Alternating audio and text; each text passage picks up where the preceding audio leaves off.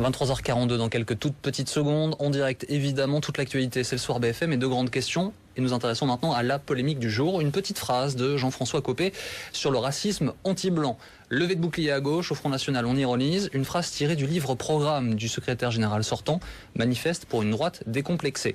Nos invités en plateau dans un instant. Mais d'abord, on récapitule ce qui s'est passé aujourd'hui avec Grégoire Pellepel. Le titre et la couverture annoncent la couleur. Dans son manifeste pour une droite décomplexée, Jean-François Copé reprend un cheval de bataille du Front National, le racisme anti-blanc. Dans certains coins, eh bien, des gens se sentent directement reprocher ce qu'ils sont. Et en l'occurrence, le racisme, c'est dans tous les sens. Et cela peut donc concerner aussi celui qui est de couleur blanche. Le secrétaire général de l'UMP, qui ne veut pas être accusé de reprendre à son compte les thématiques du FN, condamne donc tous les racismes. Il n'hésite pas non plus à attaquer Marine Le Pen, rejetant par exemple tout laïcisme qui deviendrait prétexte à un combat contre les religions. Mais la gauche n'est pas non plus épargnée par Jean-François Copé, qui plaide pour une droite décomplexée, républicaine, moderne et libérée du politiquement correct, cet ordre établi imposé par la gauche bien pensante pour assurer sa domination. Tous ces constats, Jean-François Copé dit pouvoir les dresser grâce à son expérience de maire de Meaux, une ville aux 53% de logements sociaux et aux dizaines de nationalités. La diversité manque autant à Bobigny que dans le 7e arrondissement, affirme le candidat à la présidence de l'UMP, qui en profite au passage pour tacler son adversaire François Fillon, député du 7e arrondissement. À François Fillon, Jean-François Copé conseille d'ailleurs d'assumer avec la même clarté que lui la ligne du ni FN ni PS quand l'UMP est absente du deuxième tour d'une élection. Et avec nous ce soir, Florian Philippot, bonsoir. Bonsoir. Vous êtes vice-président du Front National. Bonsoir Eddy Fougier. Vous êtes politologue, chercheur associé à l'Institut de Relations Internationales et Stratégiques. Bonsoir Bruno Béchiza. Bonsoir. Vous êtes secrétaire national de l'UMP. Je vais saluer également Yves Gégaud, vice-président de l'UDI, l'UDI on dit, l'Union des démocrates et indépendants, député de Seine-et-Marne. Bonsoir, merci d'être avec nous. Bloqué à l'Assemblée nationale ce soir, Yves Gégaud, on ne peut pas vous en vouloir. Florian Philippot, vous faites encore la différence, vous, entre UMP et Front National ? Oui, sur beaucoup de choses, et notamment sur la question de la sincérité en politique. Parce que Jean-François Copé, aujourd'hui, s'est fait un petit coup de pub. Ses supporters doivent être assez heureux puisqu'il a fait la une de l'actualité toute la journée. Mais le problème, c'est évidemment le problème que nous sommes dans un contexte d'élection à l'UMP et que tout cela fleure bon, Patrick Buisson, fleure bon, l'école sarkozyste de l'enfumage qu'on connaît bien. Alors Jean-François Copé aujourd'hui parle d'un sujet qui nous a pourtant reproché d'avoir abordé pendant des années et des années. On sent bien qu'on est à quelques semaines, à quelques jours de l'élection à l'UMP. Je prends un autre exemple de son insincérité pour montrer vraiment le procédé et montrer en quoi c'est condamnable. Il y a quelques semaines, je crois il y a 2 semaines, Jean-François Copé propose la suppression de l'aide médicale d'État pour les clandestins. Très bien, nous ça fait des années et des années qu'on le dit depuis qu'elle a été créée par Lionel Jospin. Sauf qu'en juillet, quand nos députés ont proposé par voie d'amendement cette suppression à l'Assemblée nationale, devinez ce qu'a fait Jean-François Copé et ses amis de l'UMP, ils ont voté contre cette suppression. On voit bien qu'il y a un problème. Préciser, Florent Philippot, pour situer tous les interlocuteurs que vous énoncez, Patrick Buisson, qui a été partie prenante de la campagne Nicolas Sarkozy, un des conseillers du président de la République, à qui on a reproché parfois une droitisation de la campagne de Nicolas Sarkozy. Qu'est-ce que vous répondez à ce que vous venez d'entendre, Bruno Béchiza ? Je ne suis pas ce soir ici pour faire un match de catch avec M. Philippot. Il a ses idées, on les connaît et je les respecte, c'est pour ça que je les ai écoutées. Moi, je suis ici pour dire que je ne vais quand même pas m'excuser de soutenir un candidat qui, effectivement, ose énoncer sur plusieurs sujets. Le racisme anti-blanc en est un. Une droite effectivement décomplexée, moderne, qui parle d'autorité, qui parle de courage, qui parle aussi de générosité. Et là, sur le problème soulevé aujourd'hui par certains en étant un problème, qui parle de vécu, qui parle tout simplement de vécu. Vous le savez, je suis élu en Seine-Saint-Denis. J'élève mes 5 enfants en Seine-Saint-Denis. Ces souffrances, ces petits moments de lâcheté, ces petites peurs. Moi, je préfère que ce soit un Jean-François Copé qui en parle effectivement, que ce soit demain manipulé, instrumentalisé par d'autres. Donc oui, je pense que l'élection interne, et vous avez raison de le dire, on est dans un cadre de l'élection interne. Jean-François Copé est en train de montrer un thésaurus à lui, d'une certaine droite, et j'espère que nos militants se reconnaîtront là-dedans. Je n'ai pas à m'excuser d'être de droite, je n'ai pas à m'excuser d'avoir peut-être subi ce que Jean-François Copé aujourd'hui décrit. Mais vous l'avez subi pendant les 10 ans aussi de pouvoir UMP. C'est ça que les gens peuvent pas comprendre. Et c'est pour ça qu'ils ont très bien perçu le côté très faux, très insincère de cette démarche, de ce qu'il a dit. Je condamne pas ce qu'il a dit sur le fond. Bien sûr qu'il y a du racisme anti-blanc. Nous, on le dit depuis les années 80. Et pendant longtemps, on s'est fait taper dessus par la droite comme par la gauche pour le dire. Maintenant, tout le monde le reconnaît. Tant mieux. Mais c'est pas ça le problème. C'est pas le fond. Messieurs, c'est que ça sent vraiment le côté insincère et ça, Yves Gégaud qui est avec nous en direct depuis l'Assemblée nationale ce soir. Yves Gégaud, comment avez-vous réagi, vous, quand vous avez entendu cette petite phrase tirée de ce manifeste aujourd'hui? Je me suis dit, ça recommence. On est à nouveau sur un débat qui va ouvrir les plateaux de télévision au Front National, vous en êtes la preuve ce soir, et qui va passer à côté de ce qu'est la priorité numéro 1 des Français.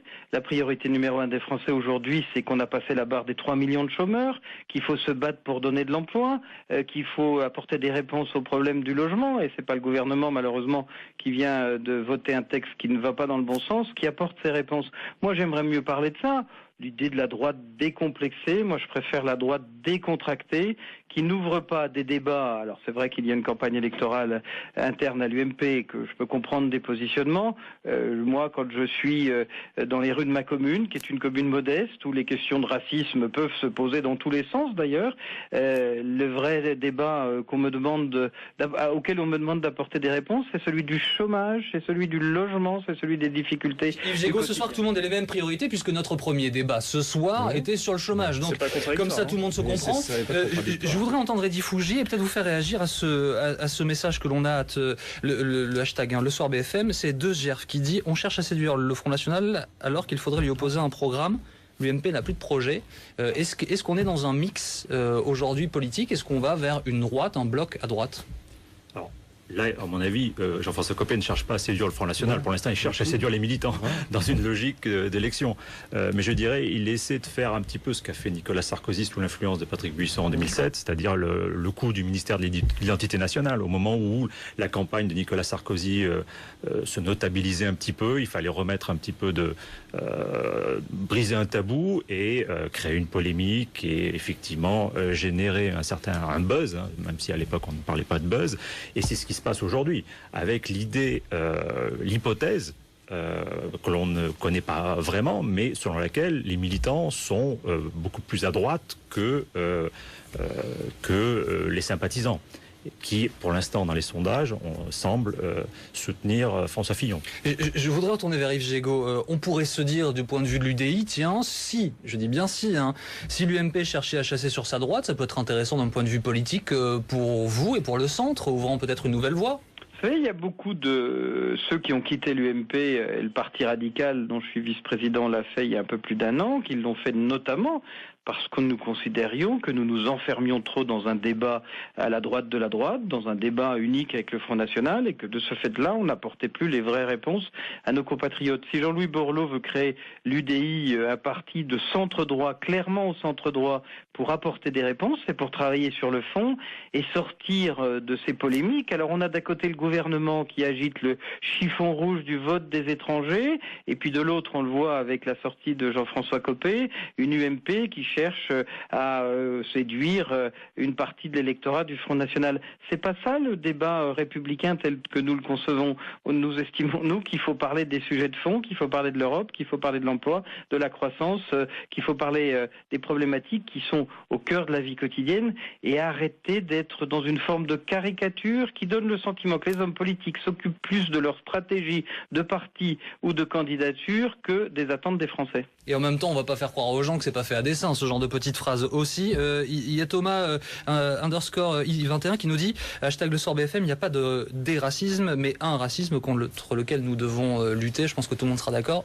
Un racisme, attendez, vous savez, aujourd'hui, derrière ce mot, il y a tellement de choses de dites. La semaine dernière, chez vous, je parlais de flicophobie, où aujourd'hui, dans certains quartiers, là, pour le coup, on peut être black, on peut être beurre, on peut être originaire du quartier. À partir du moment où on a une tenue de policier, l'autre est contre le soi, parce qu'effectivement, on représente l'État. Donc derrière le mot racisme, on a un peu tout mis, et c'est surtout qu'effectivement, pendant longtemps, ce mot a été le monopole de certaines associations. Moi, j'aimerais simplement compléter, si vous le permettez, pour vos téléspectateurs. Quand on parle de la polémique de ce jour, elle s'inscrit dans un livre qui est beaucoup plus global, qui effectivement, comme je le disais, est le programme de Jean-François Copé pour une élection interne, c'est-à-dire pour des gens qui sont sympathisants payants. Mais parallèlement à cela, et c'est pour répondre à mon ami Yves Gégaud, Jean-François Copé est le même qui dit qu'en tant que président, il fera vivre à l'intérieur de l'UMP différents mouvements pour que chacun puisse s'exprimer. Donc là encore, il n'y a pas le procès en intention Buisson sort de ce corps. Non. Ce que vous dites est diffugé, ça.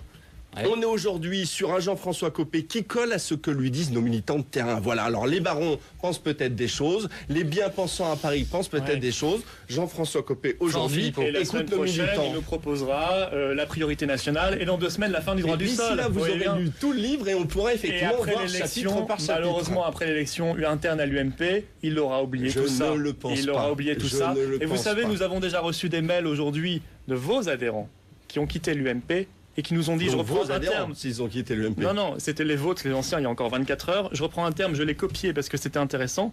Ils nous prennent, je parle pas comme ça, mais je l'écris, ils nous prennent pour des billes. Ils nous prennent pour des billes.